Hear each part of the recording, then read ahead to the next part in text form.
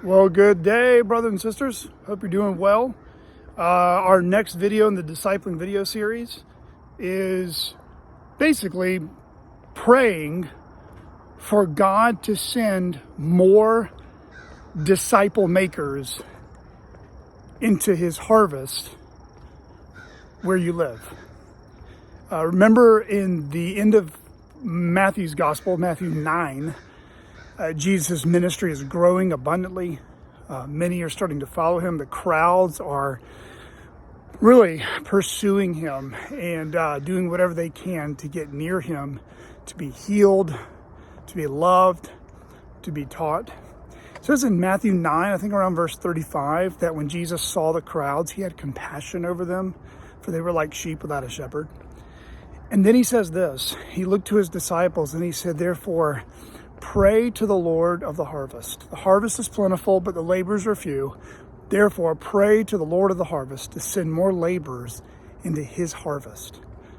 Well, brothers and sisters, you and I have been placed in certain towns, cities, states, and countries at such a unique time in redemptive history.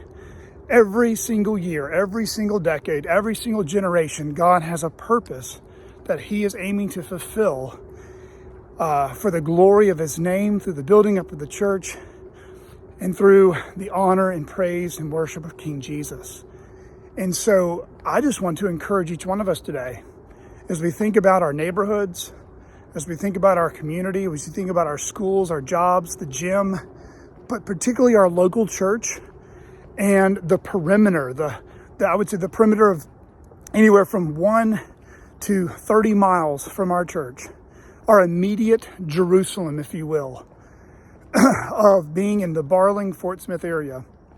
Pray that God would send more laborers, more disciple makers, more Christians who are faithfully sharing the gospel and then helping others follow Jesus with their life. Pray that God would send more into our harvest, or the Lord's harvest, where we live. Why do we need to pray that? Because the needs are greater than any one person to meet by themselves. The needs are greater than any one church can meet by themselves. And so we want to see more Christians, more laborers, more disciple makers sent into the River Valley to contribute in whatever God has provided to other faithful gospel preaching churches in our town, as well as CCBC. We want other churches to do well.